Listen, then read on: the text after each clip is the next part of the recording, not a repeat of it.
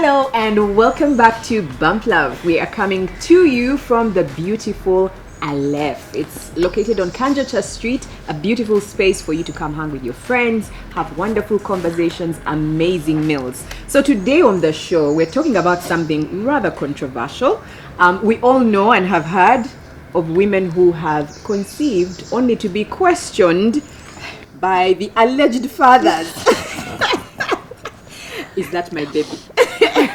Is that my... You know, and it's a very common scenario in our communities. And we want to find out, we want to discuss why this typically happens. And we thought we would also try and help a mom who may find themselves in a situation like this. Because at the end of the day, a new life is coming into the world. And the mom has to be prepared on top of dealing with the potential father of the child. So, welcome ladies to the show. Thank you. So I'm sure we all know or have heard of a woman like this. And I want us to quickly discuss what reasons you have had for being questioned and why we think men struggle with that news. Put it that way. I think the number one reason men ask, is that my child? Is because there's maybe no commitment between the two of you. Yes. So in his mind, it's like, I can't be the only one. Exactly. And even then, I'm like, but man, so you are sleeping with her. When you knew, there might be more than you. Yeah. Wow. Yes. And they don't, I don't think men care about that. Oh yes, they do. They do. Oh yes, they And do. their woman sleeping with Rachel, shut your mouth. oh dear, Rachel, dear. They do, but look, as in, it shouldn't be a conversation that is hard. Oh. When they are enjoying, it's great. Yeah. When baby comes, It's like, no. Is it mine? Yeah. That's when problems start. Yeah. Yeah. If you're not in a committed relationship, then I guess even you as a person, if we're going to be honest, even a woman who is not a committed relationship, unless she planned it, even her it's a shock at the first onset. And I'm sure many of them, if at any time you're in a place where you're thinking about how do I tell him, that obviously means that even you're not ready, and you needed some time to establish that that conversation. If you're planning to keep it, that is. Yeah. And so if you as a woman, you need some time to think, to process, to go through that, then what, you're the one who has the baby inside. What about the other person who is outside on the other end? What are they thinking? What are they feeling? I think it's just a normal human issue. Maybe the issue would be the time between where now you reach a point of acceptance as a guy. Initially, for me, if a guy even told me, asked me why, is it my question that bothers me? Not so much the denial, because there's that denial of, yes, it might be mine, but now I'm questioning you of madam. As in, we've never talked about this, we've never had such a discussion. Exactly. Why didn't you protect yourself? So then there's that initial response, which for me I'm okay with, because it's just a human nature not to be ready. For sure. Rather, because you mentioned something along the lines of even you're preparing, like how am I going to tell him? Yeah. Is that fear based on I'm worried about how he's going to respond, or is it like there's no commitment here? Mostly it's how will he respond?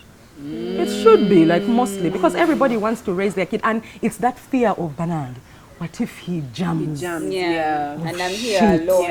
And then I'm in this thing alone. No one wants to be a single parent. No one really wants. The ones who want, it's because something has happened in the past. Yes. Situations have dictated that this might be easier for me. But otherwise, all factors constant, people want to raise children in a committed relationship. And I think, what men, especially at a certain age in their lives, or at a certain period in each and every one of their lives, there's a time when it's just casual sex. So for men, even the ladies. Even you, depending on your personality type. But when you're having casual sex for a woman, you're cautious. You're very cautious. And the men are difference. That's a difference. For a woman, you're cautious because you know the consequences. You know that you might get pregnant. So you go there ready. You're like, no, I'm not. You've as if thought about it. You've as if thought about it, and the guys haven't. Most times they don't. Not so much. that's why that question keeps popping up. Like as if when, the sex was happening, he didn't know that, because for me, this is what he's leading himself. Well, that's what disturbs me about that question. Yeah. You were having sex with this chick, okay? Casual. Yeah, let's say casual. Casual. But you were alive. Exactly. So you are thinking that how is this going to work? So when she comes and tells you she's pregnant, over there are 10 men, the chances that it is yours, as long as you're having live sex with her, the best you can say is, okay, when are we due? Now what do we do? What do we do? But you cannot ask, is it mine? How you sure it's mine? You were sleeping with her. Yeah. This is what I think. And I've had time to process this scenario in my head. I feel like men are not... So for them, sex is like a physical... It's an activity it's not that they do to release. And for us, we add in other bidongo. There's more emotion. We are more emotional attachment. And I feel like also, and it's unfair that when it comes to the responsibility of, should I not get pregnant, blah, blah, blah, it naturally falls on the woman. Yeah. And men are not thinking, they'll probably even ask for, let's have sex without protection, without thinking consequences. It's like what you were saying, an unsaid conversation or thought that I hope she's being careful. Yes. I hope she's being careful. That should be an out loud conversation. I don't know why people don't have those kinds of conversations. I feel like they should be. So I don't feel like men put that much thought. If they do, they keep it to themselves and they hope and pray. So which is why when you come and say I'm expecting, it's like, is it mine? Sorry, when did this happen? Why? Yeah. So that, for me, I feel like you've said, people need to have these conversations. If you are going to enjoy yourselves and have a good time, you don't put an investment and expect that nothing is going to come out. Of course, it has happened so many times. Like I would feel this should no longer be an issue, but it's still such a big issue. And of course, I guess also one of the other reasons would be there's people who are they're immature. So if I'm immature enough, if I'm too immature to be able to look after a child when it comes, I'm also going to be too immature to outrightly have these kinds of conversations. So, and then you, the woman, Auntie Mwagara, you're a bad boy, yeah? You don't like responsible men, boy. Those ones are boring. They're boring. We don't like those guys, They don't, so they want to. Madam here said some style. The ones of kangaroo, they throw you up the wall, they throw you the other side. In that moment, you're all enjoying. Exactly. But the type of man who, they demonstrate immaturity even during the time that you're together. But then you forget, you as a woman, that that immaturity is also going to be displayed into other aspects of their lives. Or kangaroo now, everywhere, throwing you in the roof. At what time are they going to help you change a diaper? They're not yet there. And I feel that sometimes we need to cut men some slack in that field, because we choose our men. We do. So if I'm choosing someone to have a really good time with, they're not usually the same people I'm choosing to have children with. And then on the flip side, as a woman also, things happen. For sure. Even if you might have thought it through, but maybe, because even unless you're abstaining, there is no 100% guaranteed method of protection at the end of the day. So let's say we used condoms, we used protection. Let's say I have a coil and it moved. Let's say I did take precaution and then something happens, right? I've done everything within my power to ensure that I don't conceive, but then it does happen. And then I have this discussion with a guy, and he says, but I thought this. So I feel like you don't have control over. But then now you have to start having those conversations. That's true, and you're so right, because even you know most of the girls, not all, but like 80% of the girls that fall in that caliber are the immature girls. Like they're youngish, 20, about 16 to like 23. Like they're really immature, and when they go, when they're thinking about sex, they're not thinking about the consequences. Like it really blinds them, even the guys.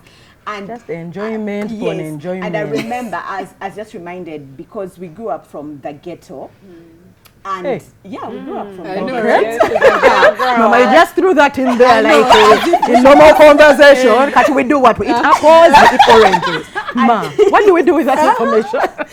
Okay. Yeah, but you grew up in the ghetto. And I was just reminded, you know, in the ghetto, there's lots of those immature men. That's why you find very many, you know, young, you know, girls are denied and all that stuff. Because the biggest percentage are those boys, they're not about responsibility. They're just about casual sex and that's enjoyment. Enjoyment. And I remember, because my mom would be so cautious, there's many examples I have of those girls when I look back at when we were teenagers, of girls that just had sex with those random men. And my mom would be so irritated. Because for her, like when she sees those guys, she knows. Yeah, you know those guys that come out dreads. Moms always know. Yeah, they always know.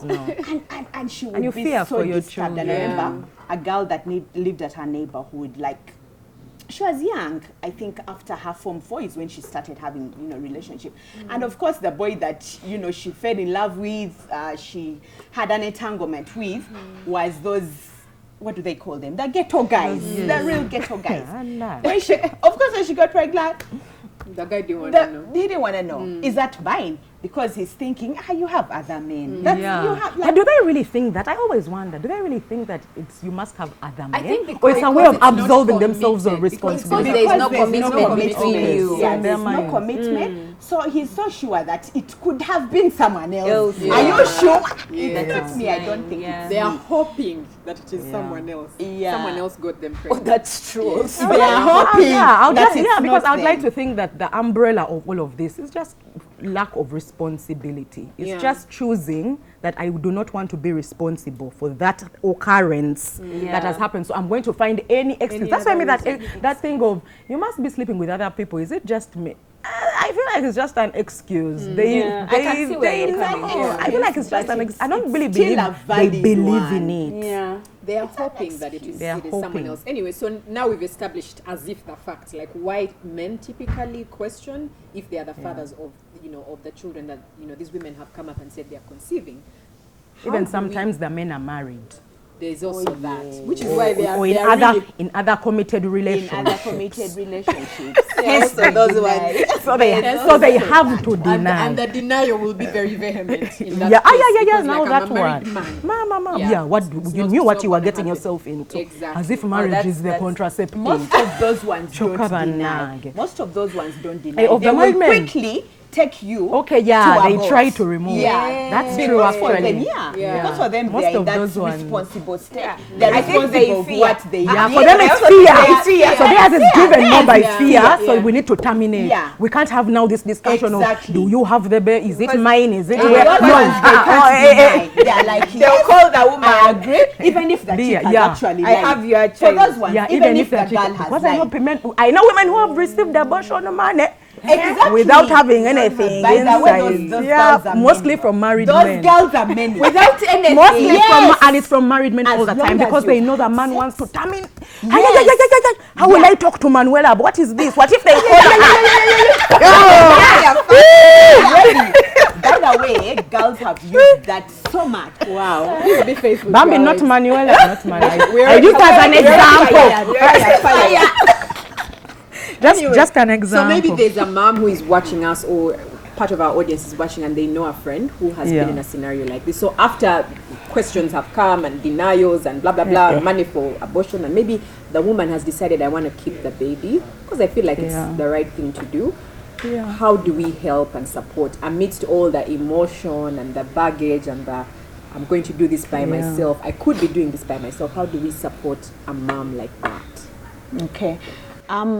I think for starters, if you really want, because normally no one doesn't want to have their child to have a father, so go for a DNA test. Like you can keep it, like he's denying, but the truth will come out one day. Yeah, eventually. So take him for a paternal test, DNA test.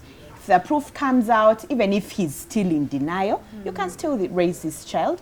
when their senses come back, they actually realize later. They're like, oh my God, guys, I realize actually have a later. child. And they will There are go those and who realize drink. later. And at the back of their head, they know, by the way, for me, I have a child somewhere, even if they've denied. They even talk about them in the bar. They do. Yes. Talk about now. Even without doing They anything. count those kids. They do count those kids. But In the bar. in the bar only. In the bar. Only in the bar. But outside there, in your face, no, that's not my But child. guys, Yeah. how unfair of you guys. Really? It's not terrible. It's so terrible, It's so terrible. But yeah, you don't let it pass him. You need to rub it in his face. When he goes to sleep, he will also think about it and be like, you know what? When I was having this sex, the truth is, this could be my child. And I like those kids that come out looking like their fathers. They do. Because I like them because even when the guy denies, hey Bambi, like you take to You'll be ashamed. You'll be ashamed. You will see your car. They bring to Senga. They bring to Senga. Tell me anyone who brings for me children. Right? We will find a way to get to the bottom of it. Life moves on. Carry yourself together. Work for your child. The Lord will take good care of you, regardless. Absolutely. I mean, I guess that's really pretty much it. I think when I mean, there's women who are not plotting, who are actually having a genuine relationship, and there are some women who, even when they're in a committed relationship, the man was committing to two people, and at the point of pregnancy he chose the other person, and so you're not chosen, and so you're here with the burden of that child, and the child is already there. If you've been in a situation like that, it can be so if you went to have fun and you come out with a child, you're so unprepared. It's like, oh shit. Like, what was your goal going there? Enjoyment, fun. I was being serious. I'm sorry, carry on. What comes after this? Wow. A lifetime. The truth is, a child is a lifelong commitment, responsibility, burden, all those many words that you can put together. But it's also one of the most beautiful things. So since you weren't prepared, the good thing is you have 9 months. Use those 9 months. So now is the time for you to first go and sit down in your room and recalibrate, because you are doing things differently. Maybe you are going to school on campus. Maybe you are just at your first job. Maybe you've even lost a job. Maybe you've just left a marriage. Maybe there's so many things that could have happened. Now it's time for you. Don't yet fret. Just first go and sit down and lay it all down. And then I would advise you, speak to single moms who are thriving. There's like Pumla here. She's a DM her and say, you know what?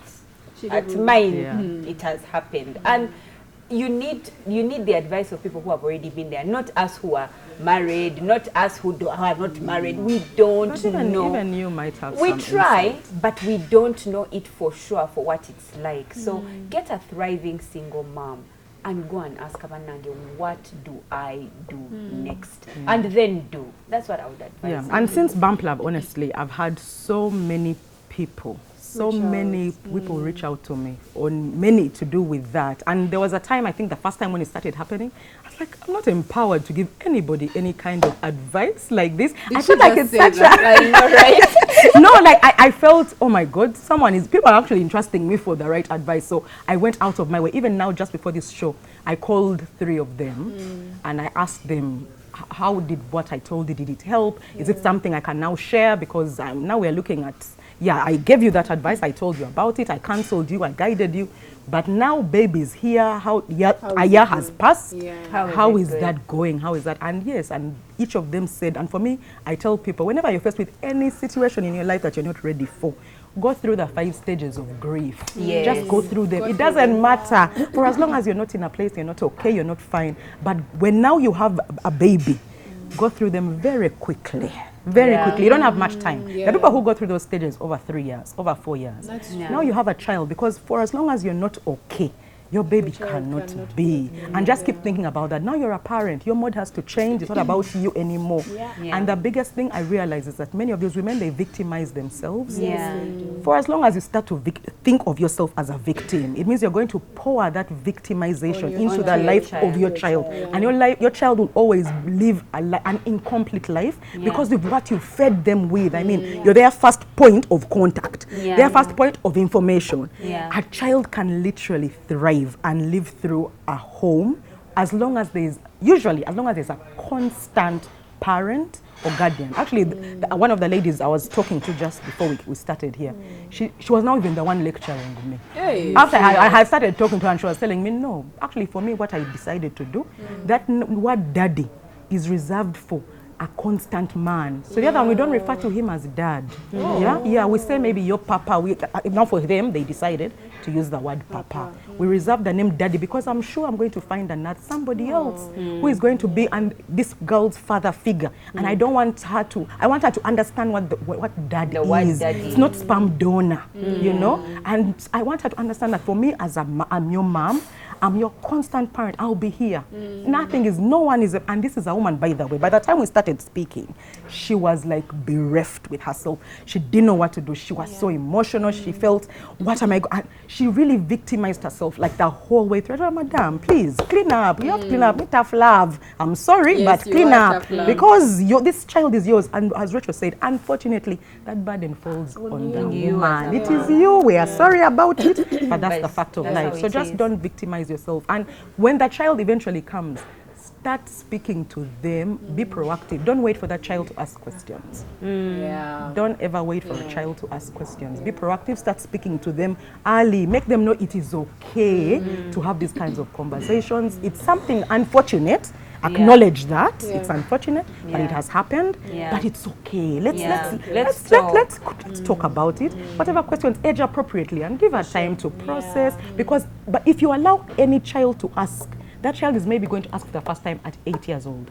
This emotion is it's so big, and it means that for all this period before that child asked you anything, they were dealing with those emotions. They were thinking, do you want a 4-year-old to be wondering about something so big? And they ask when they start school. And they ask when they start school. They do. Other kids are talking about always their dads. Where's mine? So I just wanted to capitalize on the value of community, but also the type of community. I feel like sometimes women who find themselves in scenarios like this usually lean towards pity parties and friends who are, that woman, it's not helpful. It might seem helpful in the moment where you feel like what's the Luganda word? That's what like they are helping you be annoyed, but at the end of the day you're going to go to your bed and you're alone, and you're carrying that baby for 9 months. And while these friends seem like they're helping you, they really aren't. You know. So I think it's very important to find help. And I mean, we have people like Pumla. There's people I'm sure in your community that have gone through, like Manuela said, a mom who has thrived. Don't find a bitter mom, because there are those who are still going through their they're still on their journey. Their healing journey. You don't want to interrupt and people through their stages. People heal differently. So it's very, very important to have the right information coming through your spirit and your soul, because at the end of the day, those are the things that you feed on. Those are the things that keep you going. When you remember Pumla's words and she's like, I can do it. Pumla did it, and she told me this, and I'm going to survive. I'll go through it. My child is going to be fine. As opposed to that woman. It's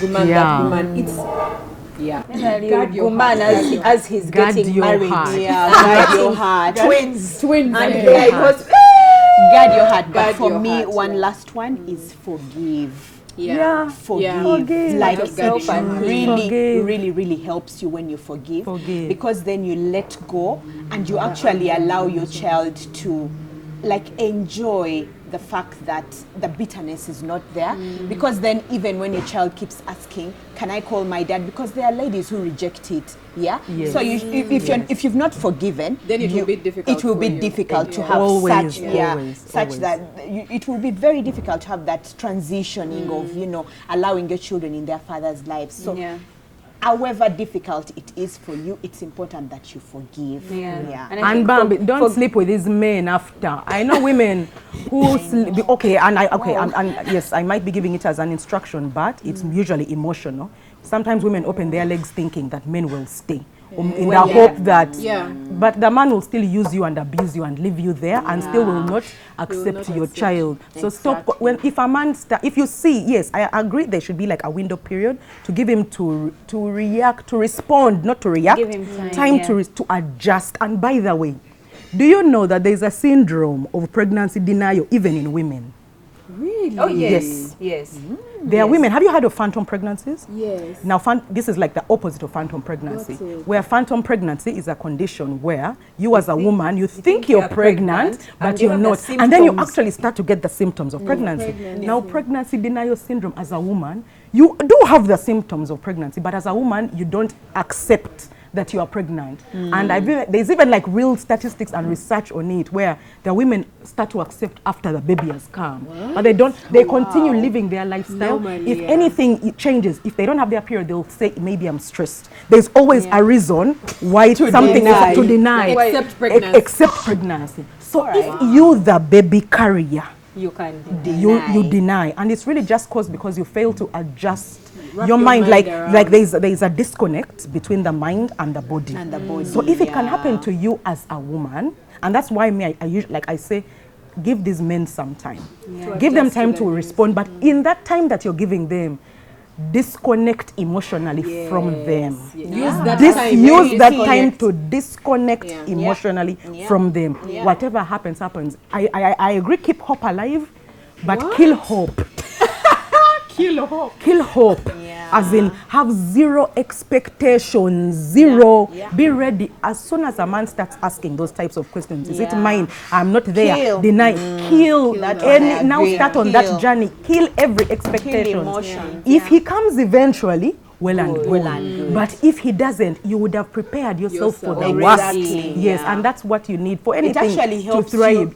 Even you, it actually helps you because it's the emotions that always keep you down. Emotions always keep you on the low. When you kill them, who gave us you're right.